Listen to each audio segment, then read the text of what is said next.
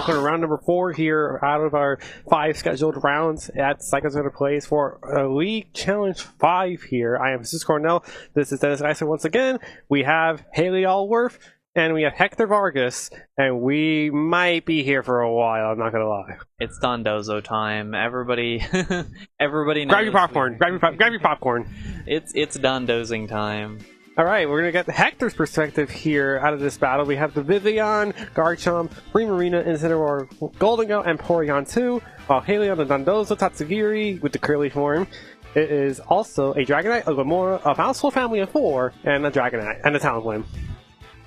Yep. Obviously the Dondozo, the big part of this for Hayley's team, always wants to bring that Dondozo out. Main question is, what is going to lead into the Dondozo, or on the other end, what will lead out of the Dondozo? How will Hayley get the Dondozo onto the field, and what will Hayley do once the Dondozo is there? Yeah, because it's an interesting situation, because like a lot of these situations with Dondozo, it's just like, how do you position it to a point where it basically gets the unkillable raid boss that, you know, the Titan form once was, if anybody remembers the Titan Dondozo. Yeah, I don't know. I'm trying to look at what could be an answer to this Dondozo. There is Haze Primarina on Hector's team, so that will certainly be capable of shutting down that Dondozo. And so I think Hayley might have to not lead the Dondozo and might have to play it a little bit later in the game, try to get the Primarina out of the way. I mean, that's the big issue with the Dondozo in this metagame, I think, is that this Haze Primarina Primarina needs 3 moves, Hyper Voice, Moonblast, and Protect, and that last move is pretty versatile, and if Haze shuts down an entire matchup, like this Dondozo, you feel pretty comfortable about using it as your last move. So, that might just be what we see in this case. Yeah, and we are going to see an interesting lead from Hayley. There's going to be the Mouthful and Talonflame for her, and it's going to be Hector bringing out the Goldengo plus Vivian.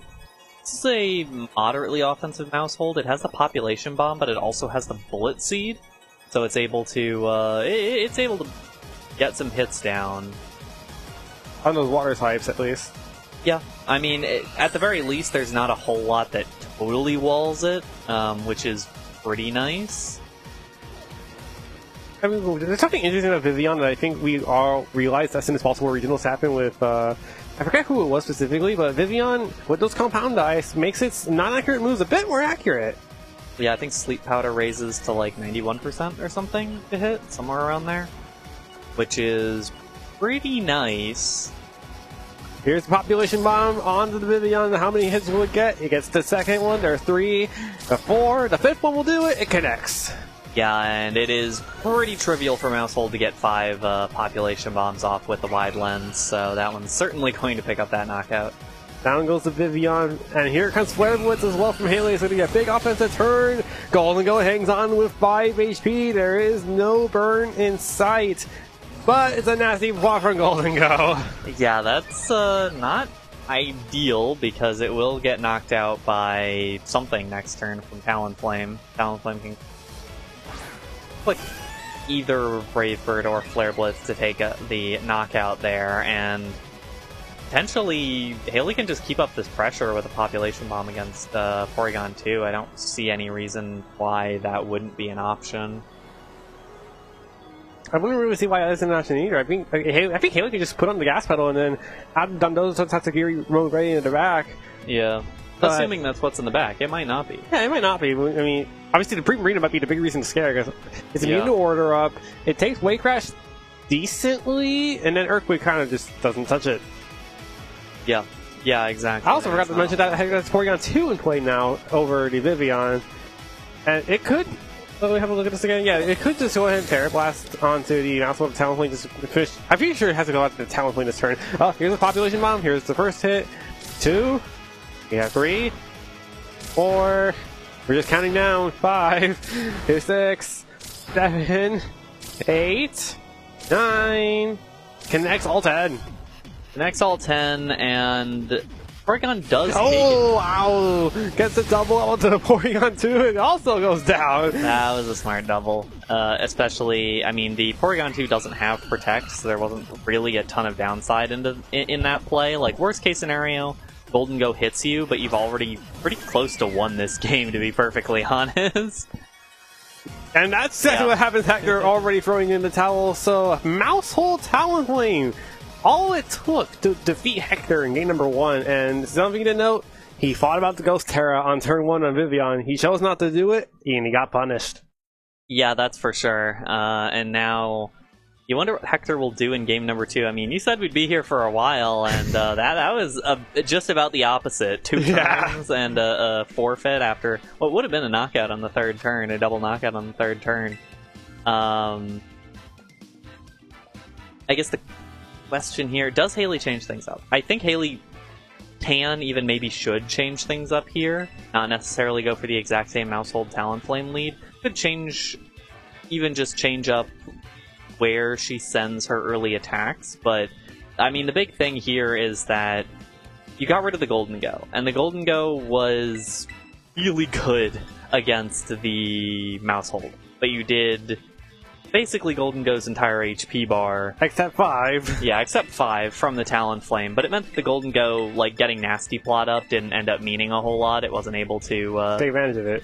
Yeah, it wasn't able to take advantage of it, wasn't able to take over the game or anything along those lines.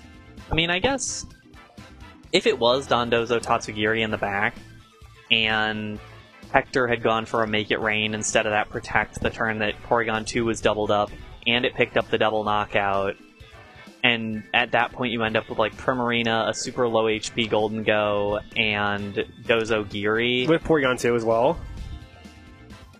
We're assuming Porygon 2 got knocked out before this because of the double. Like, basically assuming that after the double up onto the Porygon 2 that knocked it out, Golden Go double knockouted in the other direction. Could Primarina have dealt with Dondozo on its own after a haze? I don't think so. Well, there's a switch you've been asking for. It is Mousehold Dondozo this time for Hayley, and once again for Hector, it's going to be Vivian and Golden Go. I have to imagine Vivian has to respect the population bomb this time around. Yeah, that's the problem here, is that if you respect the population bomb, you open yourself up for big earthquake. And if you respect the Dondozo too much, you open yourself up for population bomb. Yeah, I've seen that goes Terra being Hector, and it will be maybe what he does. I think you have to. Okay. Yeah. Okay. Oh, Mousehold switches in. Will this be Tatsugiri Activate Commander? It is. Yeah. And now we're in kind of a 50-50 spot here, because if the Dondozo terastallizes, it's immune to Sleep Powder but weak to Hurricane. If it doesn't, it's able to be Sleep Powdered but could be hit a lot weaker by Hurricane here. No, so I guess that's like the means that could be happening here. Oh, Golden Go switches out. I'm trying to wonder what it's scared of here. Maybe Earthquake. I would probably be scared of Earthquake. Probably here. Earthquake. It definitely would have done a lot of damage if not knocked out. And that's Hector's Terra on the Vivian to Ghost. So it was respecting the Mousehold, but it's gone. Yeah, and that's fine. I don't think the Terra was going to be too important regardless. I mean, the important Pokemon is Primarina, and the base typing is just fine. And all Hayley Terras as well at the Dondozo will become a grass type. That could be big. I think I saw what Hector locked in here. If it's Sleep Powder, it does nothing. If it's Hurricane, it's gonna do some damage. Yep. And so after all of that got settled, it's Hurricane and it lands onto this Dondozo. That's a decent amount of damage. Less than I thought it would do. Yeah, and there's Earthquake, so... Oh, wait a minute, hold on. This Vivian's not flying type anymore. It's going to take some damage. Yeah. That's decent. And now we get to see some leftovers recovery. Yeah, and I think that's fine for both sides. I think the reason why Hector was more fine with clicking the Terra Ghost is because you were getting the Golden Go out of the way anyway, so it wasn't making Earthquake super efficient. That did absolutely nothing. Yeah, no, hurt on Dondozo has definitely gotten some bulk in its favor. Hurricane, not enough to knock out Dondozo. Does it get the confusion? No, it does not. This will be another Earthquake. Will knock out the Vivian. Is it does knock out the Garchomp? No! It lives on 1 HP. 1 HP remaining. And I mean, this is always the issue for Dondozo and Tatsugiri teams that you have to deal with, is you do have to remember that whatever Hector does here to get rid of this Dozo-Giri, Hector will still need to be able to get rid of Mousehold and something else in the back. And Tatsugiri. Yeah, as well as the Tatsugiri by itself, too, yeah. So you can't play this out too... Like, you can't play this out just being, okay, I throw all my resources at this thing. Like, you have to you have to retain some of those resources to get rid of the last two. But I don't know how possible that's going to be at this point. Well, Garchom's going to be protecting to make sure that the order up doesn't go to that slot, because that looks like the freest order up slot order that it could have been, but instead it's another Earthquake. There. Yeah, instead it's another Earthquake coming out from Dondozo. This shouldn't do too much to the Primarina. It should do pretty good damage, yeah. It will activate the just Citrus enough Berry. to activate the Citrus. By under 1 HP, we'll get it back up some HP, and Haze is going to remove the Commander Boost. Yeah, I think that's probably smart. I think that also opens up a little play for Hector, which is Dragon Claw Dondozo. That's no longer a +2 defense. You should be able to knock it out, and then you're able to go for a Moonblast on Tatsugiri. That's a possibility, but I think you actually might... I was actually considering, and I guess we'll see it again next turn, might actually want to just click Protect on Garchomp so that you don't drop to Life Orb Recoil just for... like, just for finishing off the Dondozo. Although at this point you might need it to finish off the Dondozo, because it's still pretty... I don't know. Moonblast definitely takes down the Dondozo from this range, right?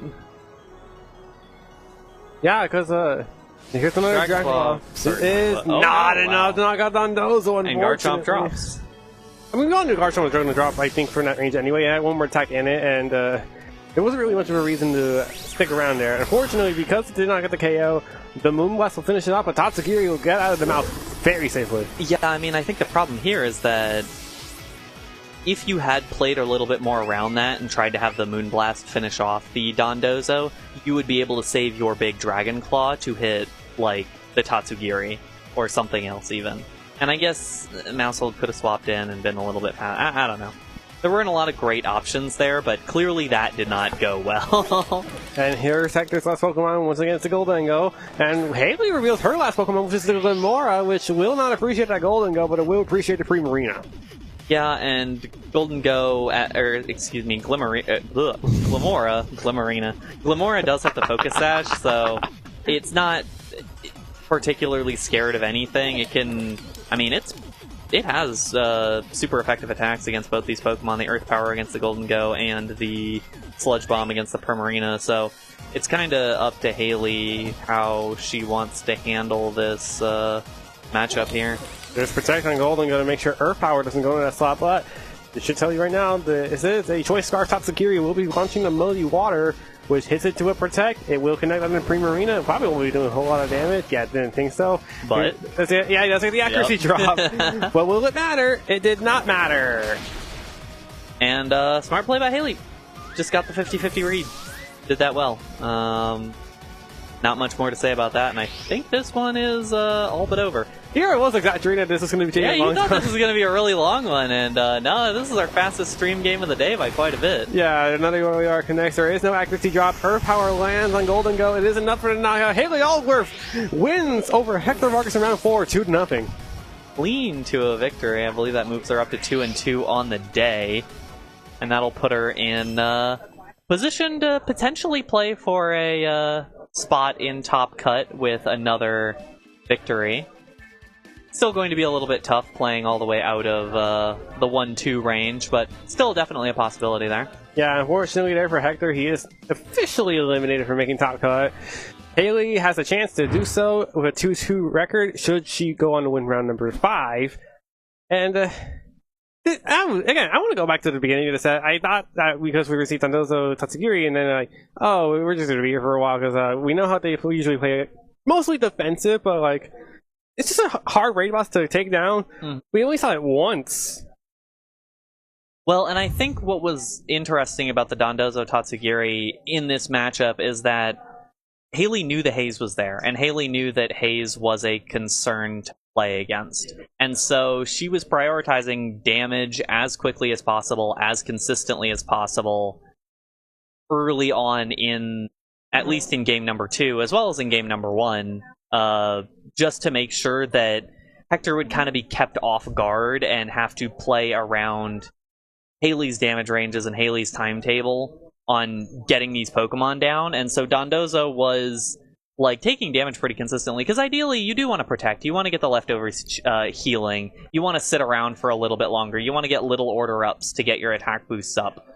But if you know you don't have that luxury because Haze will come in and wipe out all those stat boosts, just keep clicking Earthquake. Just knock those things out and see how much damage you can unload. And if you're able to get enough of these Pokemon down to pretty low range, you eventually get it done.